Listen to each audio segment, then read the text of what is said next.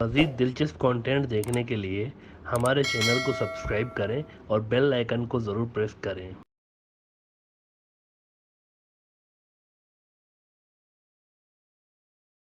नाज़रीन, आज का एपिसोड बहुत अहम है क्योंकि इस रीजन के फ्यूचर के हवाले से दो तीन बड़े ही अहम वाक़यात पिछले 24 से 48 घंटों के दौरान हुए हैं, बैक टू बैक। और ये इवेंट्स जो हुए हैं ना, ये अगले कई सालों का नक्शा बयान कर रहे हैं हमारे सामने। और इस रीजन के हवाले से इस रीजन का जो फ्यूचर है इसके बारे में बात कर रहे हैं। वैसे तो सबका ध्यान अफ़गानिस्तान की तरफ है कि वहाँ पर नई हुकूमत अनाउंस हो गई है, जो कि होनी ही थी। लेकिन इसके साथ जो इस रीजन के अंदर ये जो बांग्लादेश, आसियान और इंडिया का नॉर्थ ईस्ट, यहाँ पर जो डेवलपमेंट्स हुई हैं ये बड़ी ही अहम है।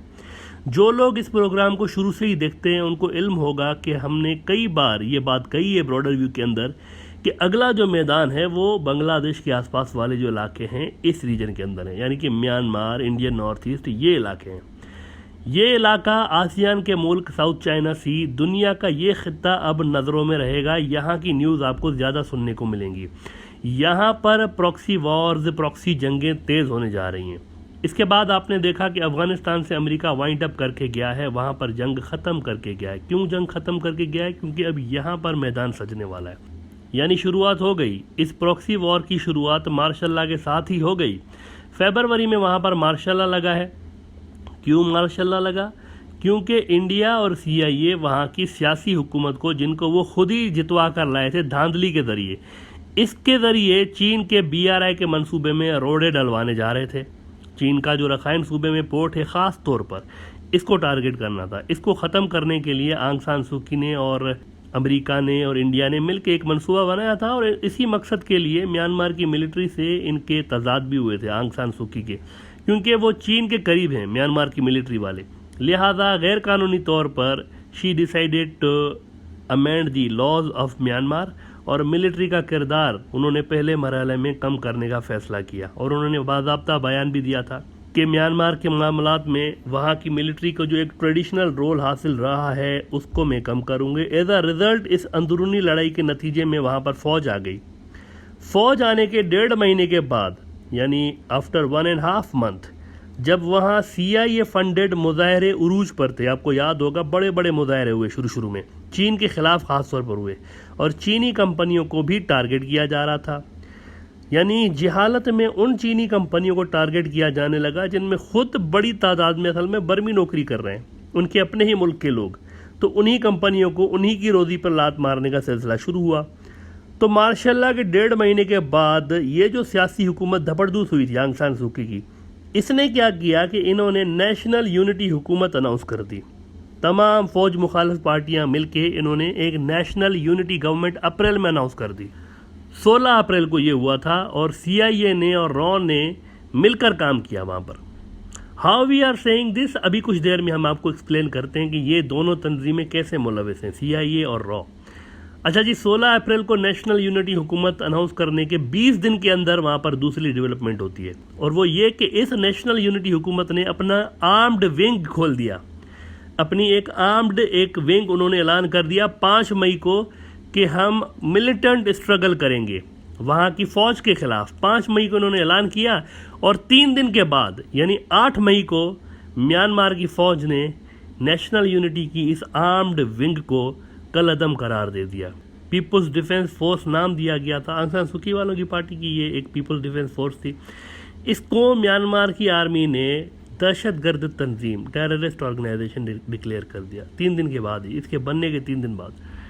अब जनाब कल क्या हुआ है? हमने कहा ना पिछले 24 से 48 घंटों में बड़े इंपॉर्टेंट डेवलपमेंट्स हुए हैं। कल ये हुआ है कि ये जो मिलिटेंट तंजीम बनाई गई है ना आंग सान सू की वालों की पार्टी की जानिब से, इन्होंने ऐलान किया है कल कि आज से हमारी आर्म्ड स्ट्रगल शुरू हो गई है। और तमाम सियासी वर्कर, तमाम पब्लिक, उनसे इन्होंने अपील कर दी है कि आप जो हमारे साथ हैं हथियार उठाएं और लड़ें इस फ़ौज के साथ, म्यांमार की फ़ौज के साथ। इसका क्या मतलब हुआ? इसका मतलब है कि सिविल वॉर की शुरुआत, सिविल वॉर का ऐलान हो गया है वहाँ पर। आंग सान सू की ने सिविल वॉर का ऐलान उनकी पार्टी और उनके हमनवाओं ने कर दिया है कि सब लड़ो फ़ौज के साथ, पब्लिक लड़ेगी फ़ौज के साथ। और इस सिविल वॉर का अल्टीमेट टारगेट क्या है? चीन का भी आ रहा है, चीन का भी आ रहा है। हथियार कहाँ से जा रहे हैं? CIA इनको हथियार सप्लाई कर रहा है। कहाँ से कर रहा है? आप सुनकर हैरान हो जाएंगे। Through India. 7 सिस्टर स्टेट्स जो हैं इंडिया की, जिनका बॉर्डर म्यांमार के साथ लग रहा है, यहाँ से हथियार सप्लाई किए जा रहे हैं इस नई रेजिस्टेंस को। चीन ऐसा कहता है। अच्छा, मेरे ख्याल में ब्रॉडर व्यू में कोई 1000 मरतबा हम कह चुके हैं कि अब इधर उधर मत देखें। साउथ चाइना सी और ये म्यांमार, आसियान, ये जो 7 सिस्टर स्टेट्स हैं, यहाँ देखें, यहाँ पर बड़ी जंगें शुरू होने वाली हैं। अच्छा, वैसे ये दिन भी ऊपर वाली जो सबसे बड़ी सुपर पावर ऊपर बैठी हुई है, उसने दुनिया को ये भी दिन दिखाने थे कि जो म्यांमार की फ़ौज और सियासी क़यादत मजलूम रोहिंग्या से लड़ रहे थे, जिनको एक दुनिया ने लाताल्लुक़ सा कर दिया था, कोई इनके लिए बात करने को तैयार नहीं था, जो उनसे लड़ रहे थे वो आज आपस में ही एक दूसरे को धपड़धूस कर रहे हैं, आपस में ही लड़ रहे हैं। वही बात जो हम कहते रहते हैं, अल्लाह इज़ द बेस्ट प्लानर। यानी पहले इनसे लड़ रहे थे, अभी आपस में ही वो एक अजीब, खुदा की कुदरत भी अजीब है वैसे। एनीवे, आपको याद होगा जब मार्शल लॉ लगा था, बहुत सारे लोग 7 सिस्टर स्टेट्स के अंदर आ गए थे इंडिया के, यानी म्यांमार से फुदक के इधर आ गए इंडिया में। और वी टोल्ड यू कि ये वही ट्राइब्स हैं जो कि आ रहे हैं म्यांमार से। ये वो ट्राइब्स हैं जो कि आधे इंडियन नॉर्थ ईस्ट के अंदर रहते हैं तो आधे म्यांमार के अंदर रहते हैं। अब ये जो नॉर्थ ईस्ट के अंदर ट्राइब्स रहते हैं ना, इनके ज़रिए CIA और रॉ वहाँ असला और लॉजिस्टिक्स भेजने का काम कर रहा है। और इसके अंदर जो BRI है ना, उसको डिस्टेबलाइज करने के लिए अब ये प्रॉपर अटैम्प्ट शुरू हो गए हैं। ये CIA और रॉ ने सिविल वॉर शुरू करवाई है। और अगर एक हद से ज़्यादा इंडिया से वहाँ इन्वॉल्वमेंट होती है ना, अब नेक्स्ट फेज़ बता रहे हैं आपको कि what's going to happen next. India से जब एक हद से ज़्यादा वहाँ पर इन्वॉल्वमेंट शुरू हो जाती है और म्यांमार की फ़ौज यहाँ पर कंट्रोल करने में, बगावत को कंट्रोल करने में नाकाम होगी, तो चीन नॉर्थ ईस्ट में फिर एक्टिव हो जाएगा। चीन मजबूरन एक्टिव हो जाएगा। ये सब बांग्लादेश के 3 तरफ से हो रहा है। ये नोट करें बात आप, 3 तरफ से बांग्लादेश की ये सारी गड़बड़ हो रही है। और नॉर्थ ईस्ट के वो जो प्रो चाइना ग्रुप हैं, इंडिया कहता रहता है कि ये म्यांमार के साथ साथ बांग्लादेश के अंदर भी है प्रो चाइना ग्रुप्स। इंडिया कहता रहता है कि ये बांग्लादेश के जंगलों में है। तो अब वो स्टेज आने वाली है जब बांग्लादेश इन कन्फ्लिक्ट्स में सकिन होने वाला है, खुद ऑटोमेटिकली सकिन होने वाला है, ना चाहते हुए भी। अब इंडिया से भी प्रेशर आने वाला है बांग्लादेश के ऊपर, और हो सकता है चीन से भी आए, क्योंकि ये जो रेजिस्टेंस फोर्स है ना, रॉ और CIA ने बनाई हुई है, इसका असला तो नॉर्थ ईस्ट से जा रहा है और इसके ट्रेनिंग कैंप भी इंडिया के नॉर्थ ईस्ट में बनेंगे। यहाँ से इंडिया की जो फौज है वो इन गोरिल्लास को ट्रेन करके लॉन्च करेगी म्यांमार के अंदर कि जाकर BRI को जबरदूस करो। और इससे म्यांमार इंडिया के रिलेशंस तो ख़राब होंगे ही, लेकिन म्यांमार का बॉर्डर बांग्लादेश के साथ भी तो लगता है ना। तो वहाँ से अगर फोर्सेस के खिलाफ जब कार्रवाइयाँ होती हैं, प्रो इंडिया जो ग्रुप्स हैं और CIA के ग्रुप्स हैं, उनके खिलाफ अगर म्यांमार की फ़ौज कार्रवाई करती है तो इनके मिलिटेंट बांग्लादेश के अंदर भी तो घुस सकते हैं बचने बचाने के चक्कर में। भाई अगर रोहिंग्या घुस सकते हैं चुपके चुपके, तो ये तो फिर भी ट्रेंड मिलिटेंट होंगे। और जिस इलाके पे अमेरिका का फोकस है मेनली, रखाइन स्टेट, इसका तो बॉर्डर भी बांग्लादेश के साथ है, यानी कि काफ़ी लोग घुस सकते हैं। तो बांग्लादेश तब किसकी साइड पे होगा, एक अहम सवाल खड़ा होने जा रहा है। रेजिस्टेंस अनाउंस हो गई ना, आर्म्ड मिलिटेंट स्ट्रगल शुरू होने जा रही है, अनाउंस हो गई है। तो अगर इनके खिलाफ एक्शन लेती है म्यांमार की फ़ौज और ये रखाइन स्टेट से फुदक के बांग्लादेश आ गए, तो बांग्लादेश क्या करेगा? अगर इनको पकड़ के दोबारा म्यांमार की फ़ौज के हवाले कर दिया तो समझे कि ये चीन के साइड पे हैं बांग्लादेश वाले। और अगर इनको पकड़ के खामोशी से इंडिया की सरहद पार करवा के उधर घुसा दिया तो समझें कि they are with India, Bangladesh India के साथ है। भाई कहीं तो करेगा ना, अपने अंदर तो रख के नहीं बैठेगा ना इन मिलिटेंट्स को। या तो बांग्लादेश इंडिया को दे देगा या तो दे देगा म्यांमार को। अब म्यांमार को देगा तो म्यांमार वाले तो इनको धबड़धूस कर देंगे वहाँ पर, क्योंकि ये तो CIA के एसेट्स हैं, एंटी चाइना है। और अगर म्यांमार को नहीं देता, इंडिया को देता है, तो इंडिया इनको दोबारा लॉन्च कर देगा। इसका मतलब है कि बांग्लादेश का सेंट्रल रोल अगेन बन गया यहाँ पे। इसीलिए आज से 4 महीने पहले ही 30 अप्रैल 2021 को, जबकि अभी म्यांमार का ये नया मिलिटेंट ग्रुप CIA और रॉ ने बनाया भी नहीं था, तभी हमने कह दिया था ब्रॉडर व्यू के एपिसोड नंबर 369 में कि Bangladesh love for all malice for none policy might not work in future. 4 महीने पहले ही हम कह रहे थे। जो लोग इस प्रोग्राम को शुरू से देखते हैं उनको याद होगा, ये आपकी स्क्रीन पर ये प्रोग्राम के लिंक भी दे रहे हैं हम। हमने क्लियरली कह दिया था कि ये जो पॉलिसी है ना मौजूदा बांग्लादेश की, love for all malice for, कई लोगों ने हमें क्रिटिसाइज़ भी किया इस पर कि नहीं हमें पता है हम कैसे लव फॉर, हम यही पॉलिसी लेकर चलेंगे। बहुत सारे लोगों ने बांग्लादेश से क्रिटिसाइज़ किया कि नहीं हमारी पॉलिसी सही है, दैट्स ओके, ये पॉलिसी अच्छी है, ऑन पेपर अच्छी है, लेकिन प्रैक्टिकल नहीं है।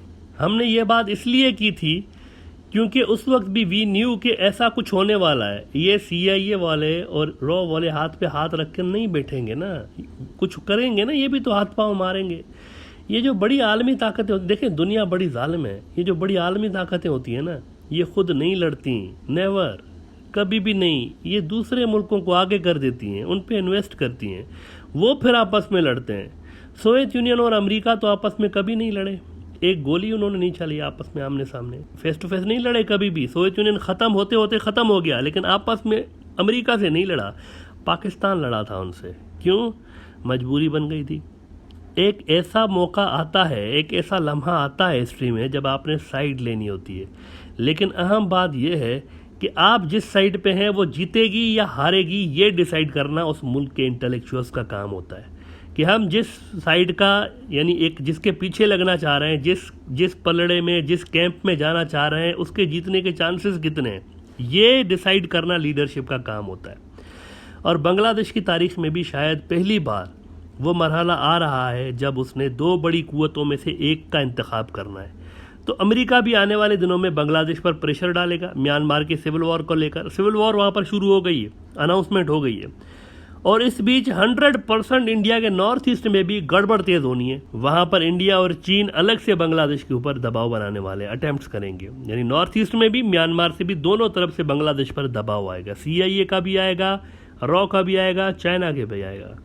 लेकिन वी पर्सनली बिलीव कि बांग्लादेश के अंदर एंटी इंडिया सेंटिमेंट्स पब्लिक में इतने ज़्यादा बढ़ चुके हैं कि अब यहाँ इंडिया की साइड लेकर मुस्तकिल यानी पॉलिसीज़ बनाना मुमकिन नहीं रहा परमानेंटली किसी भी सरकार के लिए। We think despite US pressure Bangladesh China के साथ खड़ा हो सकता है। हम ये क्यों कह रहे हैं? क्योंकि इससे पहले बांग्लादेश पर शदीद दबाव आया था इंडो पैसिफिक में शामिल होने का, और क्वाड प्लस नाम करके क्वाड में बांग्लादेश को डालने की कोशिश की गई थी, लेकिन बांग्लादेश समहाउ इसको अवॉइड कर गया, जैसे तैसे करके मैनेज कर लिया उसने, और वो क्वाड में नहीं गया। बड़े बड़े वहाँ के जो इंटेलेक्चुअल्स थे, शेख हसीना के एडवाइज़र्स थे, उन्होंने TV पे आके और मीडिया पे अगर बयान भी दिया था कि we are interested in Indo Pacific, उन्होंने ये भी कहा था, और चाइना इस पर नाराज़ हो गया था। लेकिन समहाउ बांग्लादेश नहीं गया उसमें, इंडो पैसिफिक में और क्वाड में। तो यहाँ से एक सिग्नल मिलता है कि शायद उसूली पॉलिसी स्टेट की ये हो गई है अब वहाँ पर बांग्लादेश में कि उन्होंने अमेरिका की साइड नहीं लेनी है, और शायद बांग्लादेश चाइना के साथ ही खड़ा हो सकता है, क्योंकि रीजन के अंदर ये ग्रुप, जो चाइना वाला ग्रुप है ना, ये बहुत स्ट्रांग है। हालिया सालों में इस ग्रुप ने अफगानिस्तान से लेकर नेपाल, श्रीलंका, म्यांमार, हर जगह रिजल्ट्स प्रोड्यूस किए हैं। It will be extremely surprising to see Bangladesh on American and Indian side.